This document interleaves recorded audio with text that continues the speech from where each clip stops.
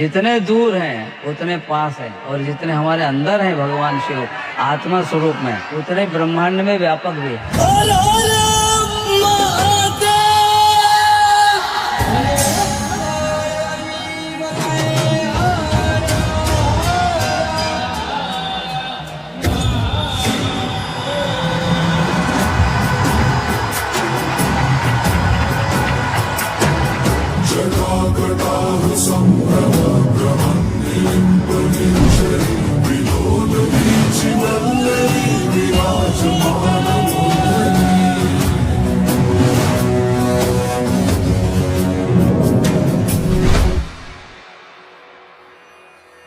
भोले बाबा की नगरी में भस्म से लिपटे अघोरी साधु गले में खोपड़ी की मालाएं पहने हुए नृत्य करते हैं।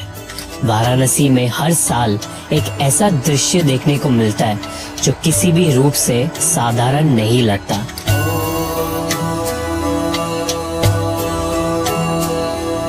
चिताओं की राख से वो जमकर होली खेलते हैं और भोले बाबा की मस्ती में इस तरह मगन हो जाते हैं कि जीवन और मृत्यु के बीच का फर्क धुंधला होता जाता है। मृत्यु एक ऐसा सच है जिसे कोई झुठला नहीं सकता। जिसने भी जन्म लिया है उसका अंत निश्चित है। सनातन धर्म मानता है कि हम जिस तरह कपड़े बदलते हैं उसी तरह हमारी आत्मा भी शरीर बदलती है।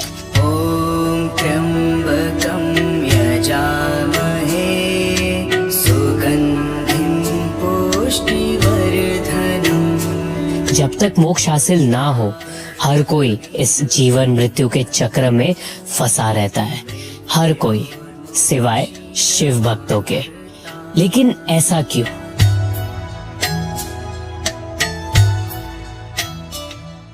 शिव, शंभु, भोलेनाथ, शंकर, महाकाल, ना जाने कितने नाम, कितने रूप और कितनी कहानियां।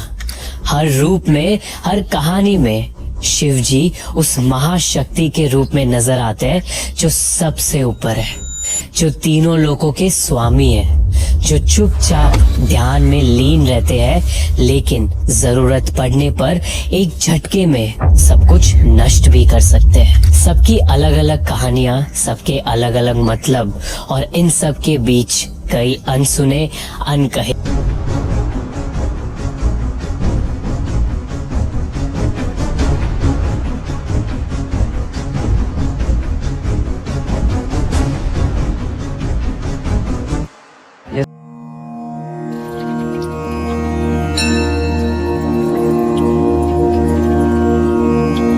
शिव जी की लीलाएं समय से भी ज्यादा पुरानी है।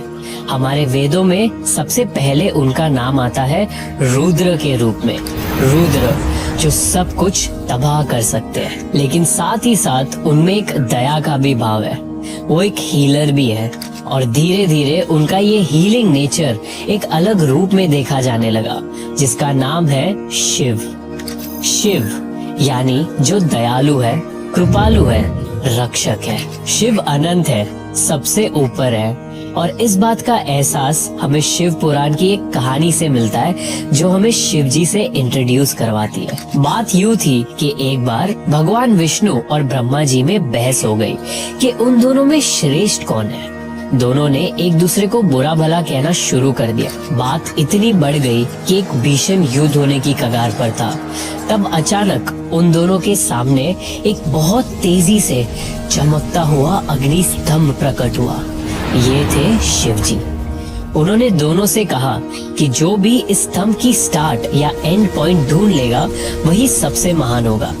ब्रह्मा जी तुरंत एक हंस बनकर आसमान में स्वर्ग की ओर उड़े और भगवान विष्णु वराह की रूप में नीचे पाताल की ओर बढ़े।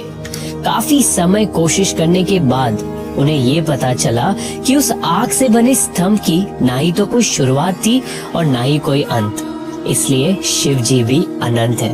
वो देवों के देव महादेव है। महादेव को संसार के विनाशक के रूप में देखा जाता है, लेकिन इसके पीछे के असली मतलब को समझ पाना मुश्किल है, क्योंकि इसे समझने के लिए, भगवान शिव को समझने के लिए हमें सबसे पहले उनके अलग अलग रूपों को समझना होगा।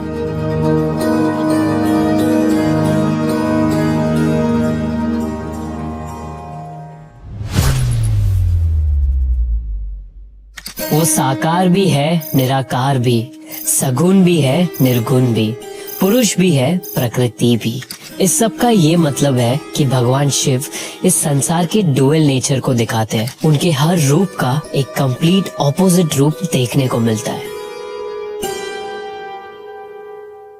कहते हैं शिव जी भोले हैं, उनका दिल बहुत बड़ा है। वो अपने भक्तों में कभी फर्क नहीं करते। कोई राजा, रंक, ऋषि या फिर कोई असुर, जो भी सच्चे मन और श्रद्धा से कड़ी तपस्या करके शिव जी की आराधना करता है, शिव जी उसे अपना दर्शन देते हैं और उसे प्रसन्न होकर मन चाहा वरदान भी देते हैं। और यही कारण है कि कई बार भोलेनाथ ने खुश होकर असुरों को भी वरदान दे दिया। एक अहंकारी राक्षस भूखा प्यासा काफी समय तक शिव जी का ध्यान करता रहा। आखिरकार उसकी भक्ति से खुश होकर भोलेनाथ ने उसे दर्शन दिए।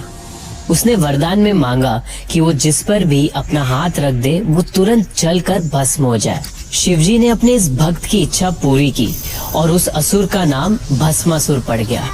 वो जिसे भी छूता वो राख हो जाता।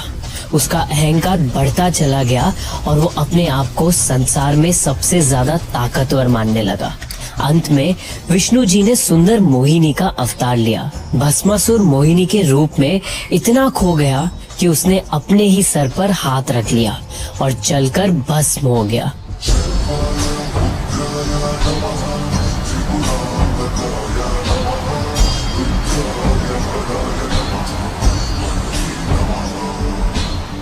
एक और राक्षस है जिसके बारे में सबने सुना होगा, रावण, जो एक बहुत बड़ा शिव भक्त था। हजारों सालों तक पीड़ा सहते रावण ने शिव तांडव स्तोत्रम से शिव जी की आराधना की।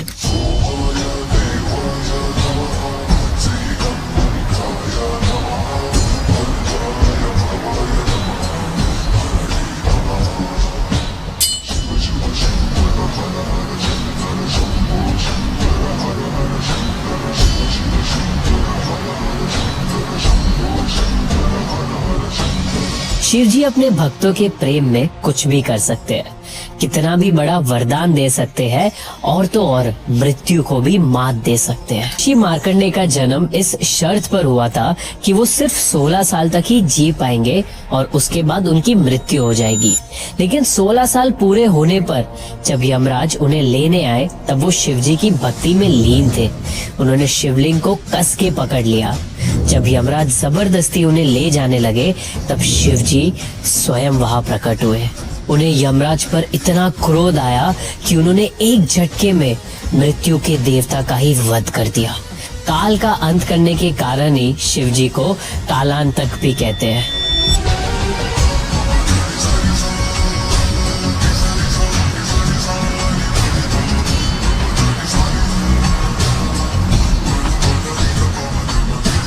देवताओं के कई बार विनती करने के बाद महादेव का गुस्सा शांत हुआ। उन्होंने यमराज को जीवित कर दिया और ऋषि मार्कंडेय को चिरंजीवी होने का वरदान दिया।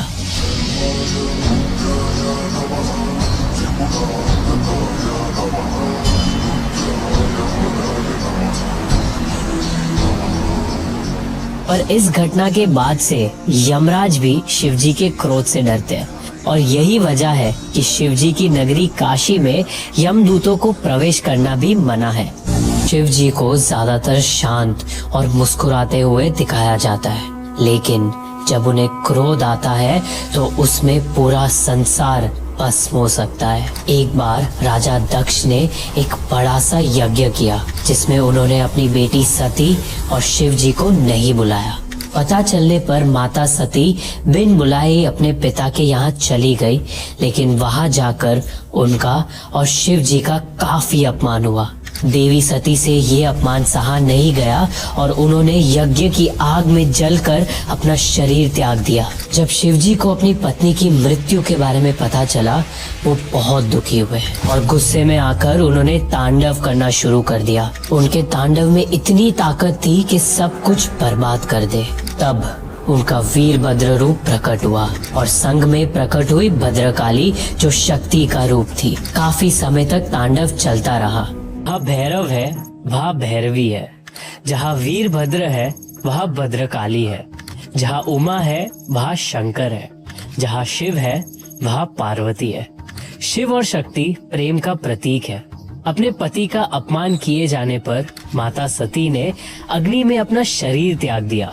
अपनी पत्नी की मृत्यु से क्रोधित होकर शिवजी ने सब कुछ नष्ट कर दिया। वो कैलाश पर जाकर घोर तपस्या में लीन हो गए, वैरागी बन गए।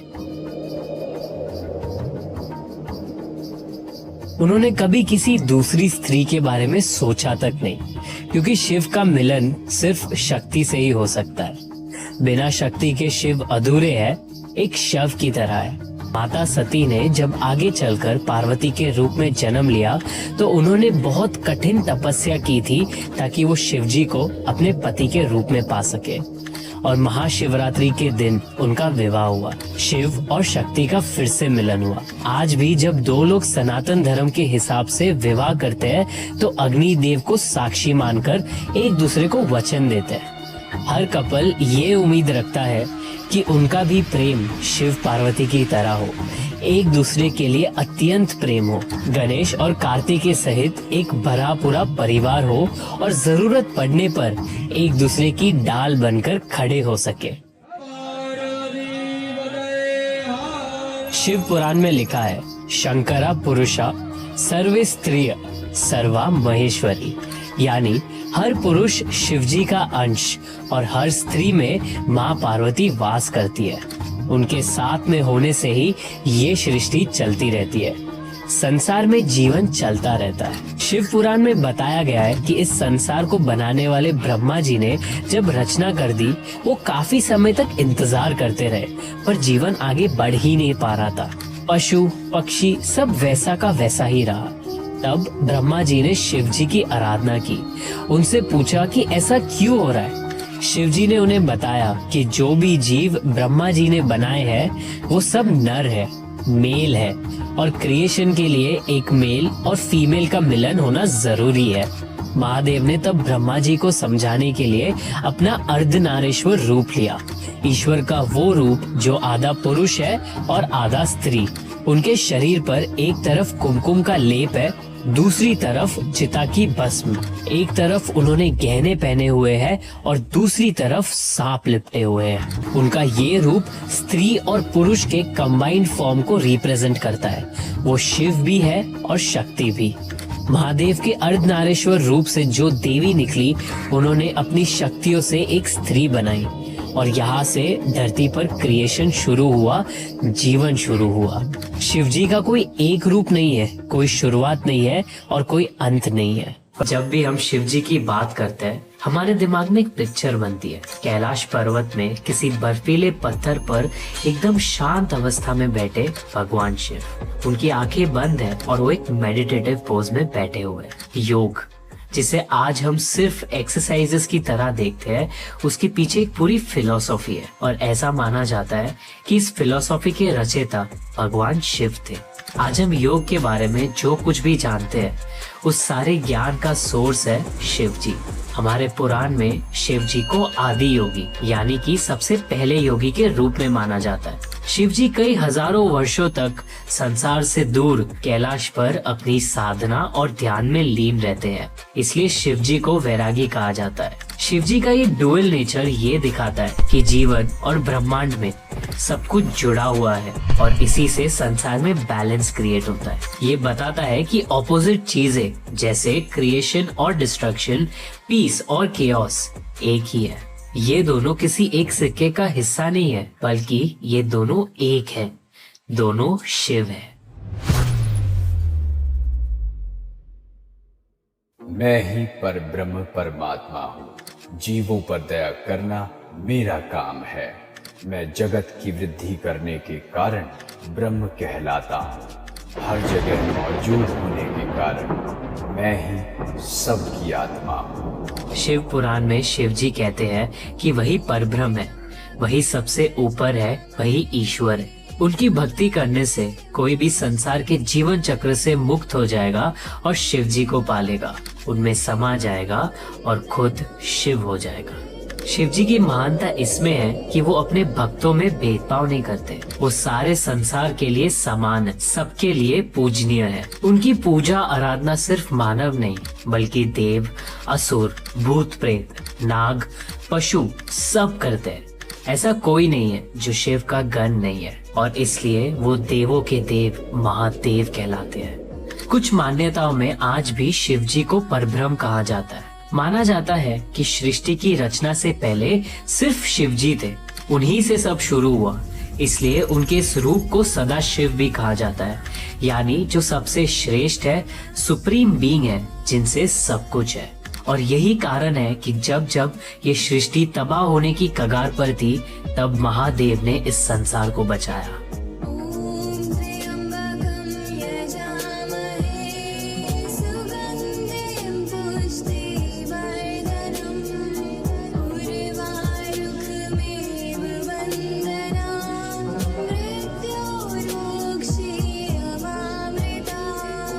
एक बार ऋषि दुर्वासा ने इंद्रदेव से क्रोधित होकर सारे देवलोक को श्राप दे दिया था, जिसके चलते सभी देवों की शक्तियां चली गई। इस वजह से विष्णु जी के कहने पर समुद्र मंथन किया गया था। उस समय क्षीर सागर से 14 रत्न निकले थे, जिसमें सबसे पहला था हलाहल विष। ये विष इतना तेज था कि इससे सब कुछ नष्ट होता जा रहा था। तब इस संसार को नष्ट होने से बचाने के लिए शिवजी ने उस विष को पी लिया। वो विष इतना खतरनाक था कि शिवजी को काफी जलन और पीड़ा होने लगी, इसलिए उन्होंने उस विष को उनके गले में ही रोक लिया।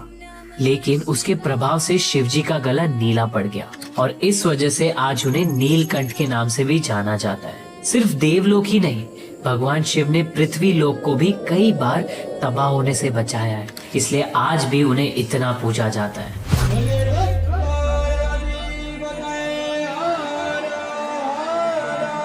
अमरनाथ यात्रा, जिसमें हर साल लाखों लोग खतरनाक सफर को तय करके एक अद्भुत शिवलिंग के दर्शन करने पहुंचते हैं। श्रावण के महीने में उत्तर भारत में हर साल करोड़ों लोग कांवड़ यात्रा पर जाते हैं। वो कंधे पर गंगा जल को उठाकर कई किलोमीटर लंबा सफर तय करते हैं और उसे शिव जी को चढ़ाते हैं। वही किसी भी ज्योतिर्लिंग के दर्शन पाना अपने आप को धन्य मानने जैसा होता है। ऐसी है शिव जी की महिमा, जिनके प्रेम में, भक्ति में लोग कितने भी बड़े कष्ट खुशी खुशी उठा लेते हैं। लेकिन शिव जी को पूजने के और भी तरीके हैं। शिव अनंत है। हमने बात की कि किस तरह शिव जी एक अनंत अग्नि स्तंभ के रूप में प्रकट हुए थे। उनके इसी अनंत रूप का प्रतीक है शिवलिंग, जिसे आज हम पूजते हैं। जगत के लोग मेरे अनंत रूप का दर्शन और पूजन कर सकें, इसलिए ये अनादि और अनंत ज्योति स्तंभ छोटा हो जाएगा और मेरे लिंग के रूप में पूजा जाएगा। पूरी दुनिया में कई शिवलिंग हैं, जिनमें से 12 ज्योतिर्लिंग सबसे इम्पोर्टेंट माने जाते हैं और इन ज्योतिर्लिंगों के साथ कई कहानियां और कई राज छिपे हुए हैं। जैसे माना जाता है कि उज्जैन में महाकालेश्वर ज्योतिर्लिंग होने की वजह से कोई भी पावरफुल इंसान उज्जैन में एक रात भी नहीं ठहर सकता, क्योंकि महादेव ही उज्जैन के राजा है। और तो और इस ज्योतिर्लिंग की आरती भस्म से की जाती है।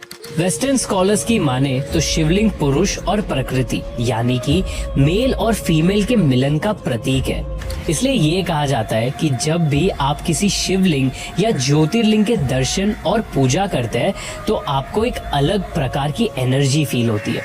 लेकिन कुछ लोग हैं जो शिवजी की पूजा सिर्फ इसी एनर्जी फॉर्म में करते हैं। हमने अब तक देखा कि किस तरह भगवान शिव एक साधक है, हमेशा साधना में रहते हैं। शिव जी के वैरागी होने का अर्थ है मोह माया से मुक्त होना और संसार की असलियत देख पाना, और ऐसा करने का मार्ग है साधना। इसलिए कई साधकों के लिए शिवजी सबसे बड़ी प्रेरणा होते हैं। वो ना सिर्फ योगियों के गुरु आदि योगी है, बल्कि उनकी एनर्जी का सोर्स है। माना जाता है कैलाश पर तप करने और शिवजी का जाप करने से ऐसी एनर्जी फील होती है जो और कहीं नहीं हो सकती। शिवजी के इसी एनर्जी फॉर्म की वजह से उन्हें तंत्र से जोड़ा जाता है। लेकिन इसी एनर्जी का एक डार्क साइड भी है।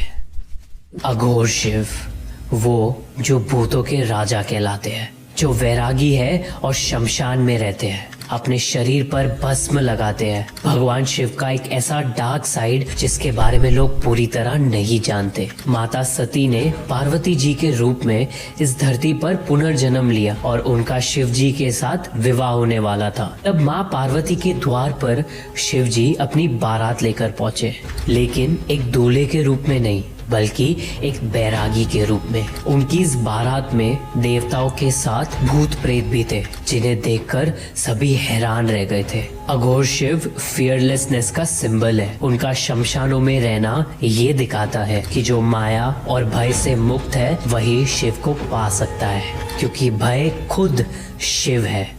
वही रुद्र है, वही भैरव। इसलिए कुछ लोग जो अपने आप को शिव जी का परम भक्त मानते हैं, लेकिन हम उन्हें अघोरी के नाम से जानते हैं। शिव जी की साधना में लीन ये अघोरी सालों तक किसी से नहीं मिलते। वो अक्सर शमशानों में ध्यान लगाते हुए दिखाई देते हैं। वो इंसानी मांस को खाते हैं। प्रकृति से बनी किसी भी चीज को खाने से वो घबराते नहीं है। उनका मानना है कि संसार में कुछ भी अच्छा या बुरा नहीं होता। जो है वो सिर्फ प्रकृति है, जो है वो सिर्फ शिव है।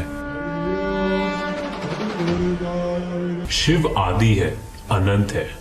उनका कोई रूप नहीं है, कोई फॉर्म नहीं है, लेकिन सृष्टि के कल्याण और विनाश के लिए उनके कई अलग अलग रूप और अवतार है जिनकी हम पूजा करते हैं। कुछ लोग कहते हैं शिव जी के 11 अवतार है, कुछ कहते हैं 19 और कुछ कहते हैं 29। जितना हम समझ पाए हैं, शिव जी के कुछ अलग अलग फॉर्म्स है जिनकी हमने बात की। उन्हीं फॉर्म्स को कई अलग अलग रूपों में दर्शाया जाता है। जैसे शिव जी के रौद्र अवतार है भैरव, लेकिन इन्हें अलग अलग नामों से जाना जाता है, जैसे काल भैरव, बटुक भैरव और भी कई। इसी तरह कई ऋषि मुनि, देवता और मानव भी है जिन्हें शिव जी का रूप माना जाता है। इनमें से एक है जिनका नाम सब जानते हैं, पवन पुत्र मारुति नंदन हनुमान।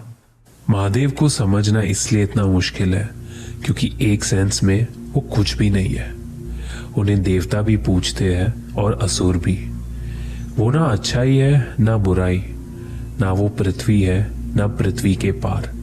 उनका कोई रूप नहीं, कोई रंग नहीं, कोई नाम नहीं, कोई आकार नहीं। जो कुछ नहीं वो शिव है। जिसकी कल्पना नहीं की जा सकती वो शिव है। वो समय से पहले भी थे, समय के बाद भी रहेंगे। उन्हें पाने का एक ही रास्ता है, शून्य बन जाना, जिसे ना सजा का भय ना प्यार का लालच, जिसे ना संसार का मोह ना किसी से नफरत। जो संसार के बंधनों से आजाद है, जो सोच और कल्पना के बोझ से मुक्त है, वही शिव को पा सकता है, वही शिव में समा सकता है। न पुण्यम न पापम, न सौख्यम न दुखम, न मंत्रो न तीर्थम न वेदा न यज्ञ, अहम भोजनम नैव भोज्यम न भोक्ता, चिदानंद रूपा शिवोहम शिवोहम।